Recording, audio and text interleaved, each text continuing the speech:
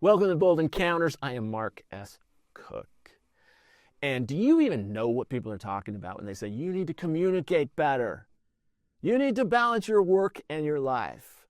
Well, I've got with me Brad Mortensen, CEO of RepCard today, and he's going to unpack each of those. He had some very critical times where he was not communicating neither with his people nor his spouse, and it caused some issues. We're going to hear about that. Second, we're going to talk about what it means to communicate better and how it relates to balancing your work and life, or not balancing them, as a matter of fact. You should celebrate those wins, be frustrated with the losses, experience that emotion, but don't live there.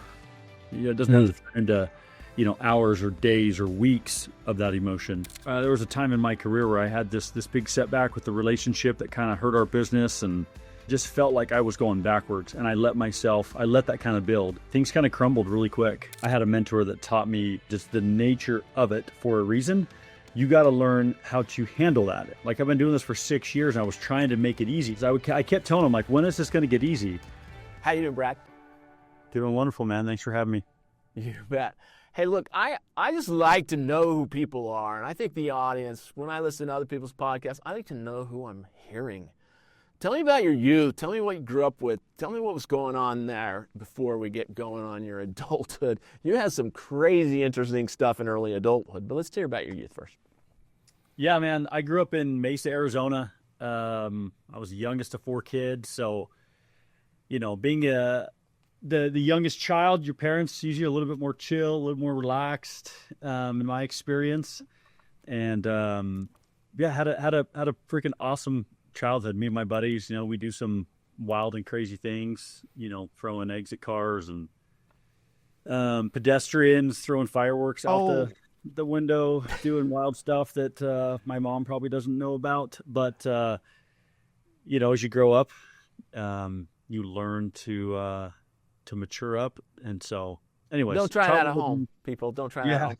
But hey, okay, just really quickly, tell me 2 of the craziest things that ever happened in your youth and the pain it caused and the maturity that had to come after. Shoot. One of them was we were in an orange orchard, and cars were driving by, and my buddies were throwing oranges at these cars. And I always would miss on purpose. I always felt bad as a kid. I'm like, I can't be hitting these cars. So all of a sudden, we're in the middle of this orange orchard, and we hear this guy go, "Hey," and he starts like yelling. He's trying to chase us. There's 4 or 5 of us. So my buddies, we all split up, and I can see his legs underneath the orange trees. I kind of get down, and I'm looking. I can see him go this way. So I take this other path and go way around the orange trees or whatever. And I cut through and jump a chain link fence and get to this church parking lot. I sprint through the church parking lot. I hop a fence. I run through someone's backyard. I hop their front fence, get out. Now I'm back in the neighborhood, and I just walk home.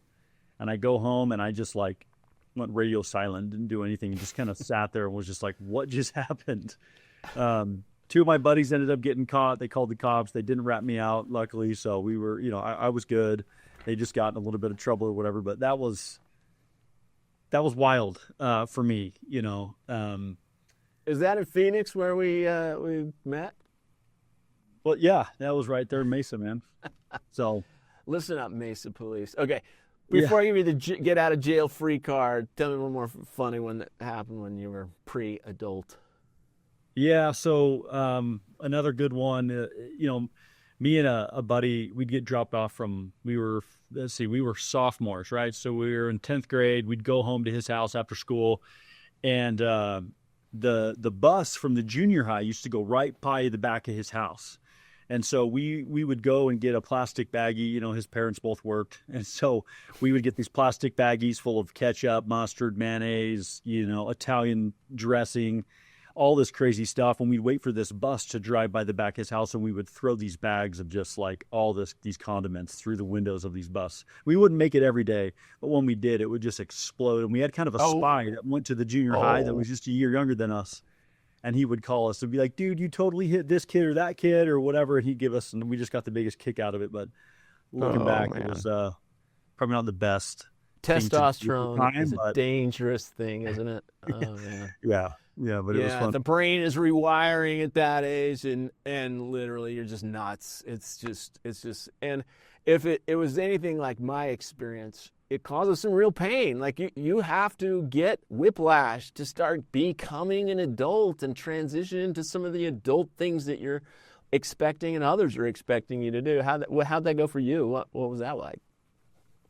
Yeah, I mean, as you grow up, I mean, obviously you spend time doing, ideally better things, but eventually after high school, I went and served a mission for my church, and I went down to South America to Chile and learned to love those people and speak a different language and live on my own. And or you have a companion with you half the time, but it was such a good experience for me to go as a kid and come home as a man and just learn so many valuable lessons. And so that for me was kind of the big jump. I felt like I matured like any kid going through high school, but then that jump from leaving your family for 2 years and coming back, you grow by 10, 15 years in those 2 years.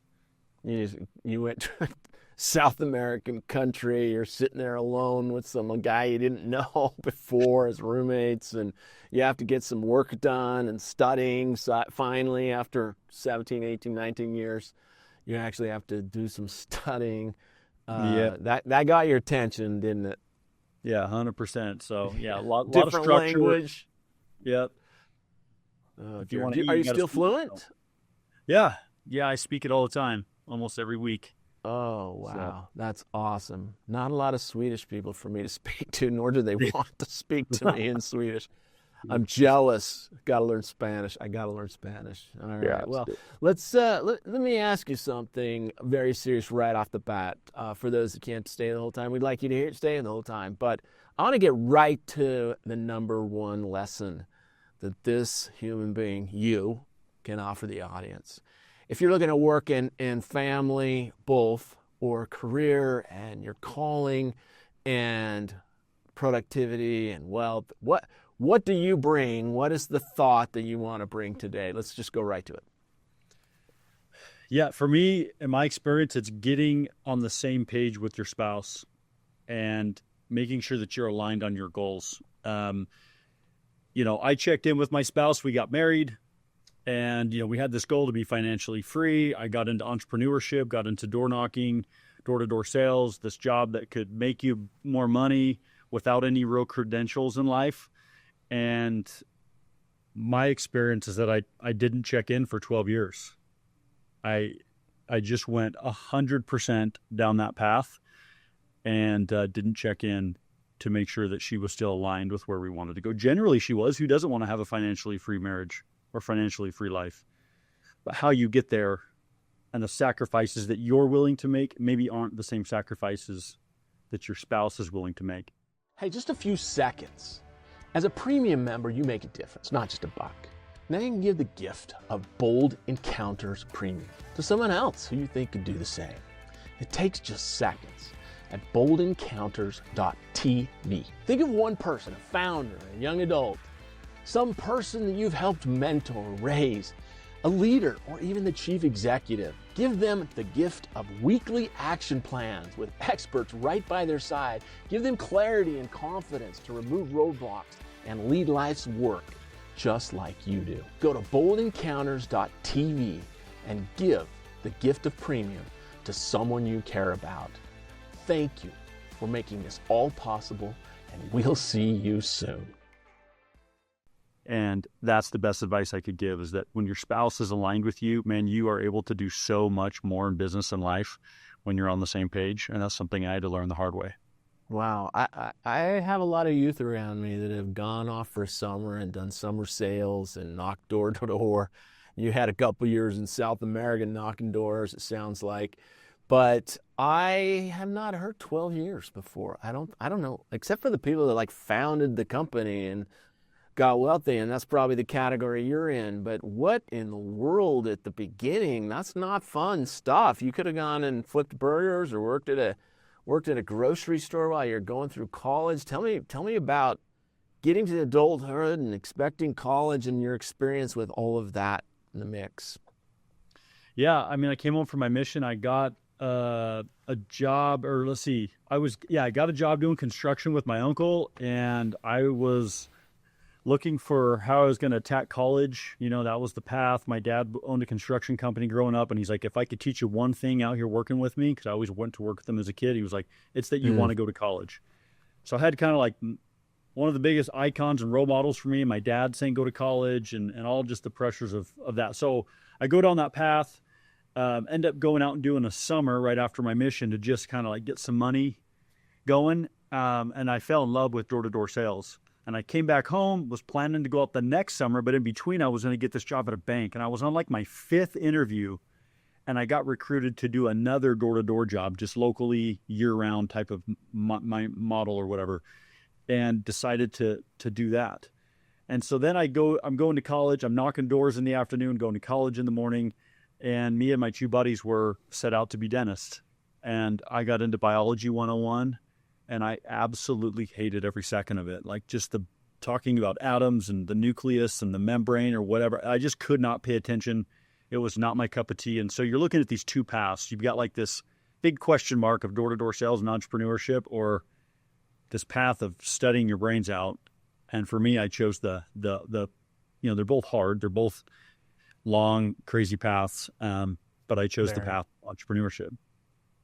Well, let me back you up, because I got to ask about that. I'm sure that 90% of the listeners are with me. Like you said, you just skipped over. You said, I love door to door. I don't think you loved the first 2 or 3 knocks, did you? Man. I mean, my first day I sold 2 deals, selling pest control. The second day I sold 2. Day 3 in the morning, we used to meet every morning at 9 a.m. Day 3, they asked me to come up and do the training. Like, hey, tell us what you're doing. Like, how are you getting deals? And I'm over here like, there's 28 of us in this office, and every day we did goals. Everybody's like, I want 5 today. I want 3. I want 10. I want 6. And I'm like, I'm hoping just to like get 1. And I got 2 and 2. They had me do the training that day, which I didn't even know what to say, because I was just trying to connect with people and just build a relationship, and happened to get a pest control sale. And then that day I got a 0. I got a bagel is what it's called. And I wanted to go home. I was like, screw this. I'm over this. Like, this job doesn't work. The fact that I worked so freaking hard to get $0, it bugged me. And then guess what? I never got another 0 the rest of that summer. Why? Because you just started learning? You just studied it? Or what? I just put in the time. You know, I realized a lot of guys go out there and they sit on the bench at the park. They sit on the curb. They call their girlfriend. They call their wife. They get, they don't. They take a really long lunch. They don't put in the hours. They don't work till dark. And I just didn't take any shortcuts. And I ended up being the number 1 guy I got a sale before lunch, because you'd go out from like 10 o'clock till about 1 o'clock. And usually that time's kind of dead time, but you're setting up a lot of like follow-up appointments. And I would get a sale or 2 almost every morning, just hustling. And the guy that was in my car with me, we always were racing to see who could get the most morning sales. And so just spinning it, making it competitive. And, but yeah, I started out with a little bit of success. I just fell in love with the fact that I could go make $15 an hour, which I thought was killer money back then, hanging corner bead, doing drywall work with my uncle and his company or whatever. Or I could go try to make maybe $15 an hour, but what if it got up to $100 an hour based on how many sales I get? Like, I just loved that huge question mark and taking the control of that. So that's what I fell in love with, was it's that cycle of being able to make your own paycheck versus actual door to door. I think there's a lot of ways someone could do that, but a sales opportunity at such a young age where you get to fail so often was huge. Because if you're selling real estate, you don't get to pitch many people real estate, but door to door, you're failing tens or hundreds, around 100 times a day. People are saying no. And so it allows you to iterate and to, swing the bat again. So you're saying that one of your pieces of advice to anyone is to find an early job for their child or themselves, to fail often and frequently and develop calluses for failing? Is that what you're saying? 100%. You have to learn to fail forward. I mean, once you learn how to be positive throughout failure and to keep your legs underneath you, to keep going, keep showing up, be consistent, those kinds of things, like, you can do anything. Like when I was selling pest control, we always thought, what if this industry dries up? And it's like, cool, I could sell knives tomorrow. I could sell computers. I could sell cars. I could sell real estate. Like you can learn to sell anything, but you have to go through those at-bats and that failure. And I just think there's nothing like door-to-door where you get to fail so often and you have zero credentials are required. Like you don't have to have any degree. You have to have any previous sales experience. You can get out there and just provide value to the company because typically you're paid in all commission. And so if you fail, there's nothing out of their pocket besides maybe a hat and a polo that they gave you and a little bit of training. And so they can offer you a bigger comp plan because the only time they pay you is if you bring tremendous value. And so learning to fail, to be comfortable with failure, and to still be optimistic, positive, and wanting to show up the next day is a lesson, if you learn in your early 20s, will change your whole life. Wow. Lesson 3. First, don't throw stuff at buses. Second, keep on the same page with your wife. Day 1, not year 12. We're going to dig into that a little bit in a minute. And then third, find a job that you fail a lot and fast and frequently, and it's painful, and you still have to or want to fight through it and get some success. Really good advice. I got to ask you about that because you're obviously not doing that anymore. And so I had an experience with a client. He said, look, if you're going to build my sales force for me, at the time I was doing some sales consulting, and I don't do that anymore. I focus on the next 2 research projects I did and do CEO planning. But back then I was building the sales force, and I just said, I got to know what they're doing. I've never done this. And so I went out and did it for 2 or 3 months with them. I remember that I did pretty well in the beginning too. I had a few it was a different kind of thing than you were doing. It wasn't pest control. I won't say what it was because it'll identify them a little bit. But I had a few sales within an hour, and I thought that was rock star status because the people that were doing it were doing 2 hours, and the people I was hiring, they were doing 1 or 0 in the first few hours. But then I had the owner come with me. 25 sales right in front of me, like magnitudes more success than my effort. And I thought, man, I got to learn his shortcut. So I stared at him and stared at him. So, I know how hard it is for a tiny little fraction of the time you did it. Not 12 years, 3 months. But I got to say, there's something to what you're saying. You said a minute ago that you didn't take shortcuts. I got to ask you one little piece of that. Like, you always hear, like, you got to get the last door. You don't get close to your quitting time and quit early, or get to the quitting time and quit. You got to do one more. I mean, is that as real as it is, or is that just a symbol of don't quit in the morning, don't take a long call with your wife, or whatever? What do you think about that one more call? Is that a real thing? That's some of the best advice that I was given 6 years into my 12-year run at door-to-door sales. I had a mentor that taught me to be grateful when the job is hard, because I kept telling him, like, when is this going to get easy? Like, I've been doing this for 6 years and I was trying to make it easy. And he's like, the nature of what you're doing is hard. Don't try to change the nature of anything in life. It's not going to change. It's the nature of it for a reason. You got to learn how to handle that. And so when it was hard, he taught me to be grateful that it's hard, because that's what allowed it to actually pay well. And that's actually why you started doing it. So you actually want it to be hard, even though it's kind of a weird perspective, if you can kind of follow that. But then the next thing he said to do is just go get one more than you currently have. Don't focus on anything else. Focus on what you can control. Knock a door, have an experience, a yes or a no, and then go to the next door. Aggressively go after one more. And whether that could be whether you're making phone calls or door to door or whatever. But I started to have my best days, my best weeks, my best months ever, and I was just chasing one more sale. And so, yeah, I totally believe in that concept. My car partner, going back to that first summer, he would text me and say, hey, I'm about to pick you up in 20 minutes. And I always looked at that as like a little like micro competition, like, cool, I'm going to make you wait on me. In the next 20 minutes, I'm going to get a sale before you pick me up. And a lot of times I'd be mid door approach. He'd kind of pull up and I could see him kind of like 10 houses down, pulling up his car and just kind of parking there, let me finish.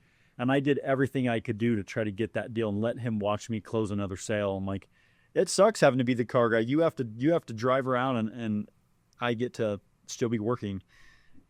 Whereas others would already be on the curb, an hour before he came to pick them up.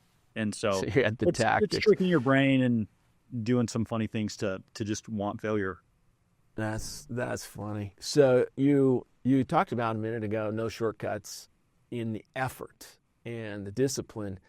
But I also know you talk about do take some shortcuts when it has creativity and learning that's involved. Talk about your philosophy of finding shortcuts to take and where you find them. Yeah. So, no shortcuts in effort for sure. No shortcuts in controlling what you can control. But like I said, having a mentor 6 years in, if I would have learned those concepts and that training and that mindset of having a mentor, that mentor I was getting advice from had knocked and sold over 1,200 pest control accounts in one summer. My best summer was like 200.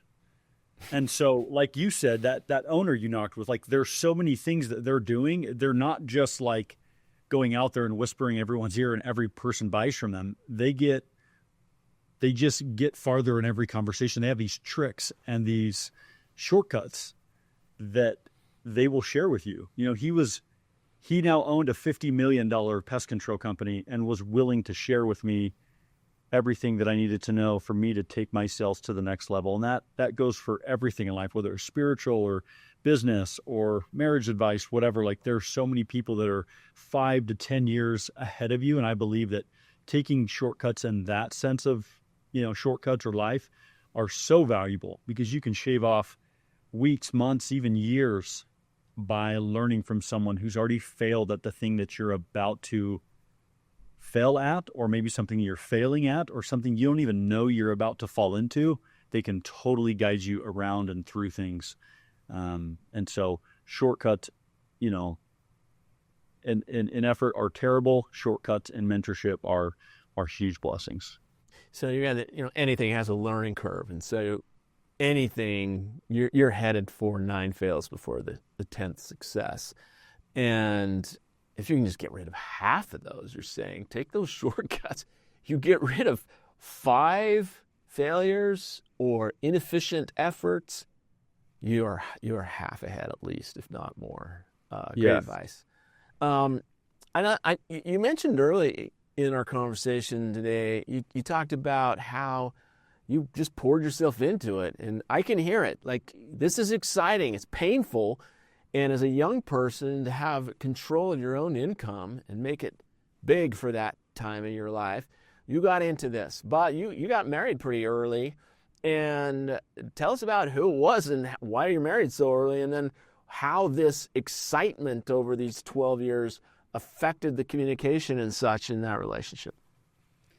Yeah, that's a good point you bring up. When I got home from my mission, my wife and I got married 8 months later. And so we got married pretty quick. I was 21. She was 18.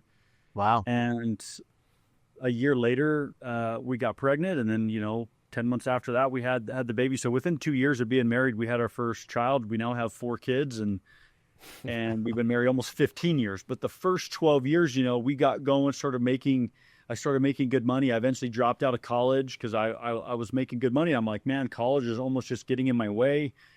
And I was just set on this path of trying to create enough passive income that would cover my monthly bills.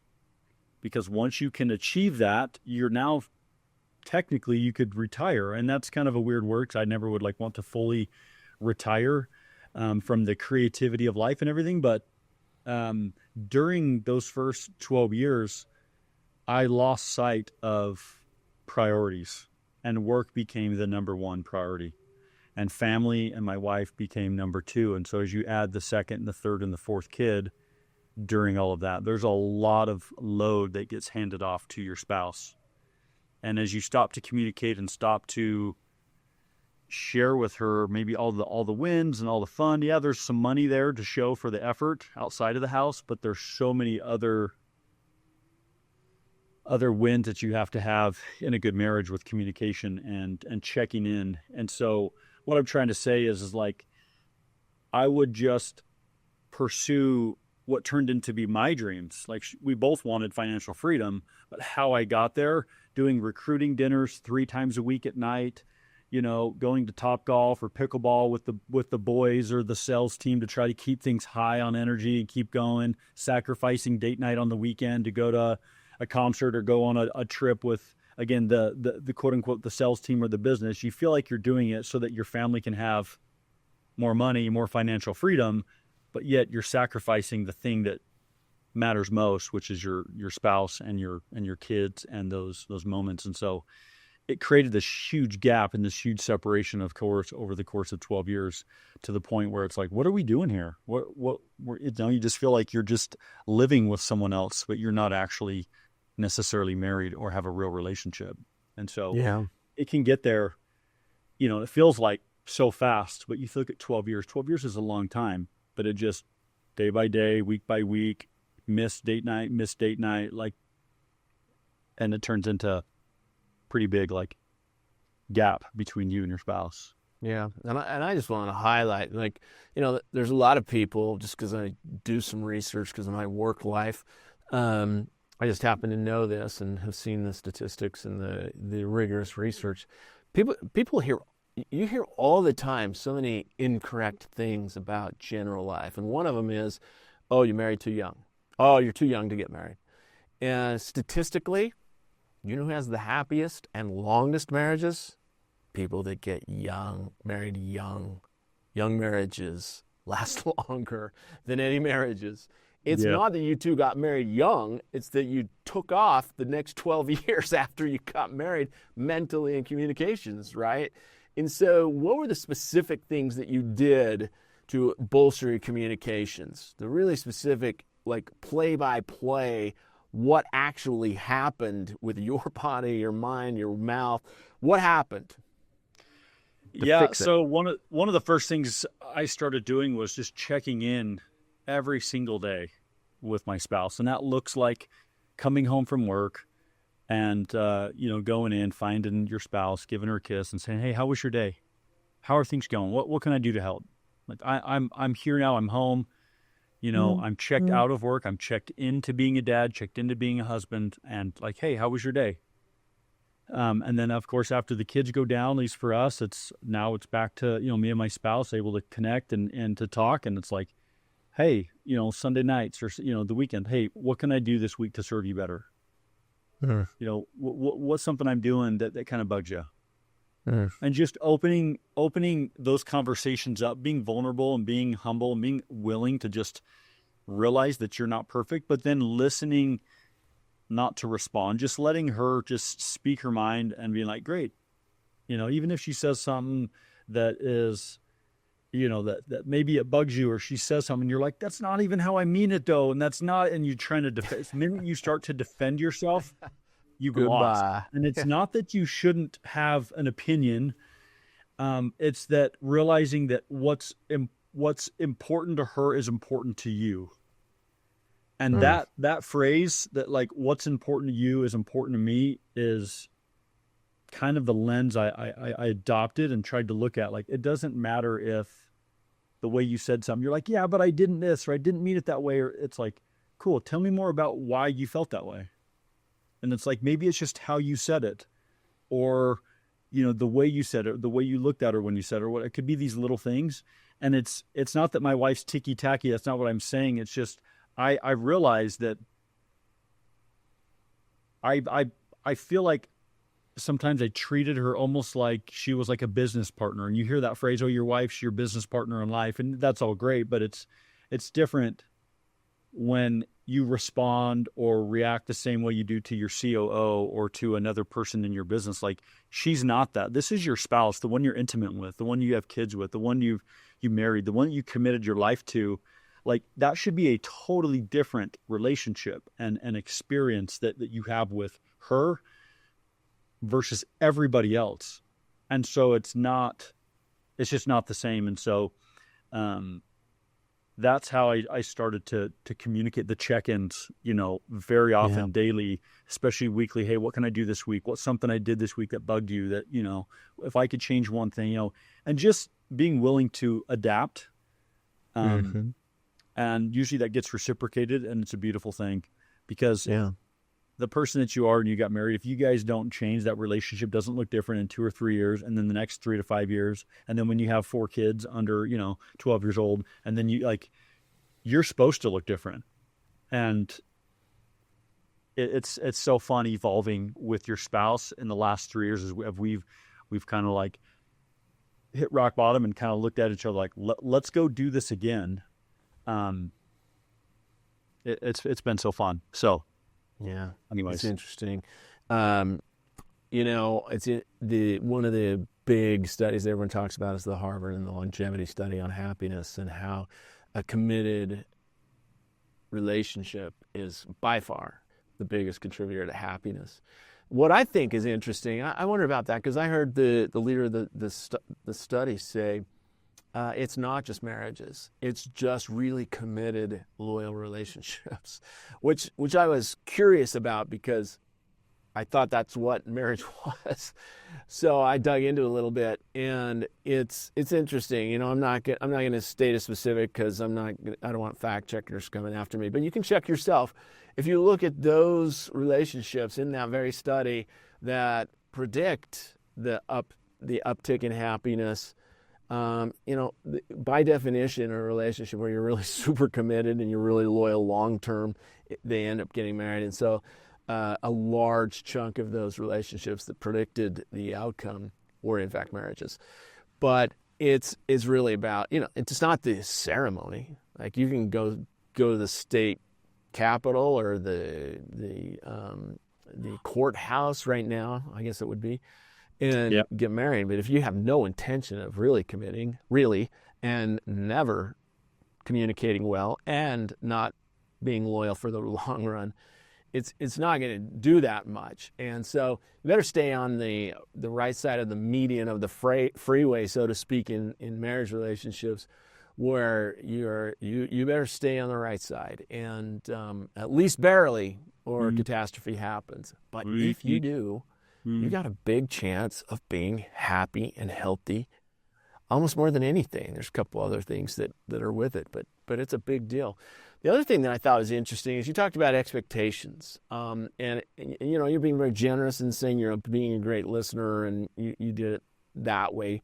But you also have talked to me, I think, recently, and then in Phoenix a bit, about communication professionally, and also about with your spouse or significant other, where we are, as human beings, we have this extraordinary ability, because of our prefrontal cortex, to have theory of mind and really look at other people and predict their future behavior to some extent.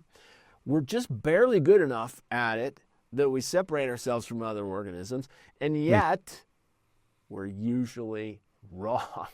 We're just right often enough that we think we can do it all the time. We think we know what everyone else is thinking. We think that they will understand what we're meaning when we do something. But the fact is, the science is, we're wrong a lot of the time, a ton of the time.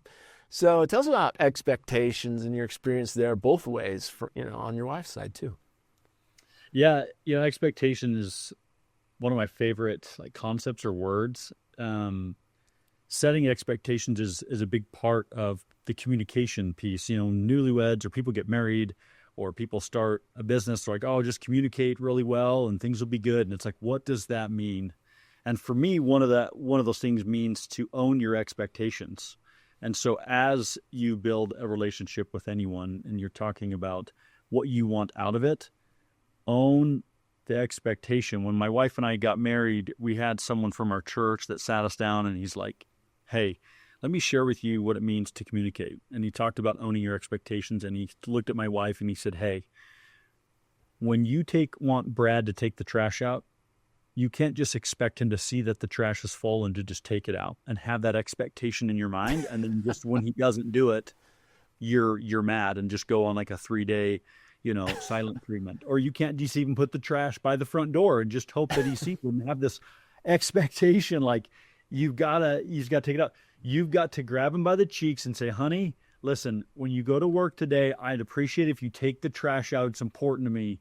and you can use whatever word you want, but just setting that expectation. And then if he barrels through the front door and leaves and doesn't take the trash out, now you can, hold him accountable or do whatever type of, consequence you want to. But ultimately, setting that expectation first is the first part of healthy communication. And then you can see as that compounds into bigger things, whether it's like, hey, I had a buddy one time that said, he was married, no kids. I had kids. And we were talking about changing diapers. And he goes, oh, I'll never change a diaper. Like, it's just not something I'm going to do.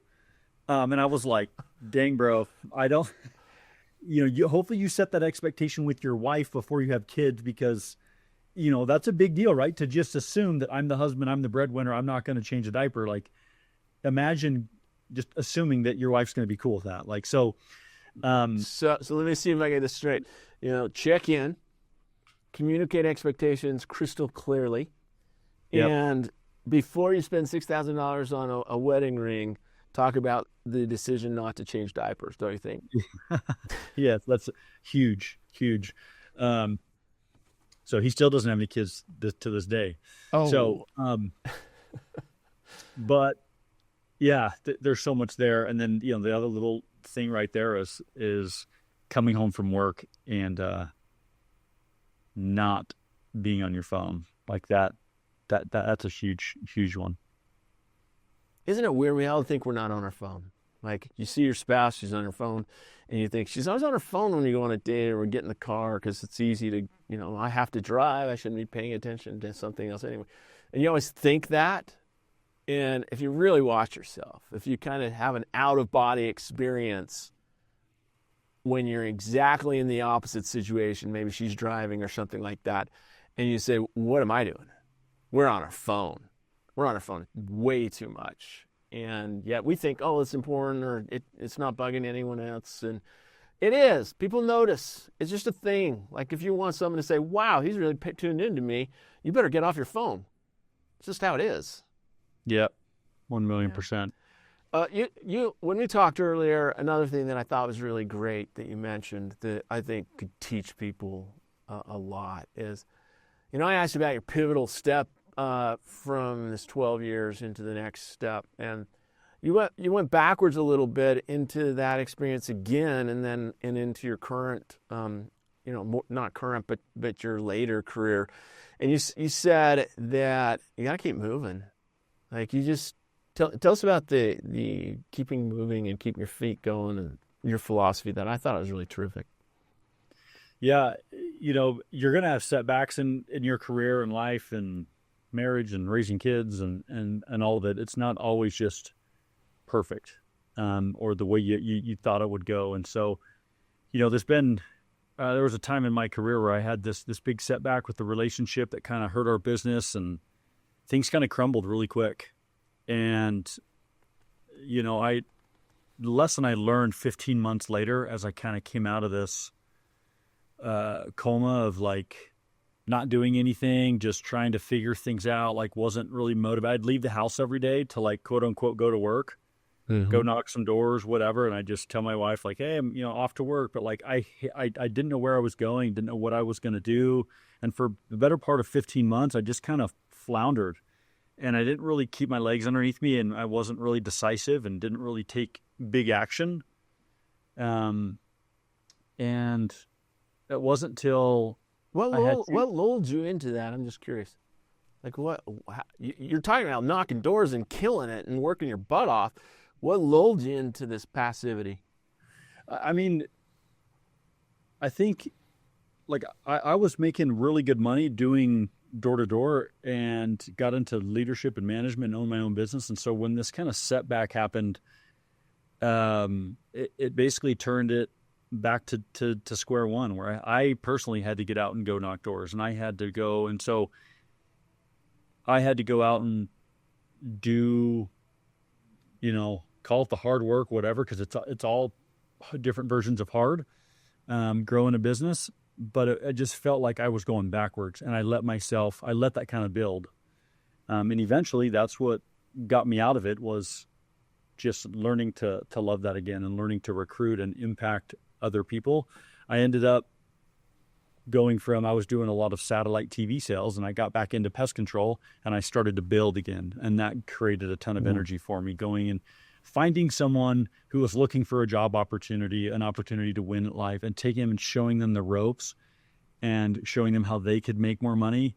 That created a lot of excitement and fire in my life at that time to go and provide value for other people and to help them win. And so when I wasn't winning and I was just kind of hanging around, I wasn't taking action. And so that's where that conversation we had, it was just like, you have to continue to keep your legs underneath you and continue to keep going. And reach out to mentors, man. That was huge too. So, well, you talked about it in terms of when that lull happened, but you also talked about it when things are going pretty dang well, and the extremes. Tell me about the extremes lulling people into that. I think that's interesting how you talked about that. Yeah, I mean, you're gonna have good things happen, good days, good weeks, good quarters, good months, all that, and you're gonna have some bad ones too. And so, staying even keel and not getting too high with the high or lows with the lows is a superpower.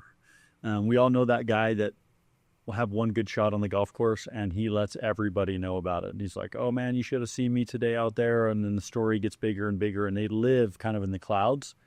And then there's other people where, they do something good or they have something to offer. They're just a good person, but like they always beat themselves up and they're always just down in the dumps, and they can't figure out how to kind of live in the middle there. And so it's something you have to work on and pay attention to.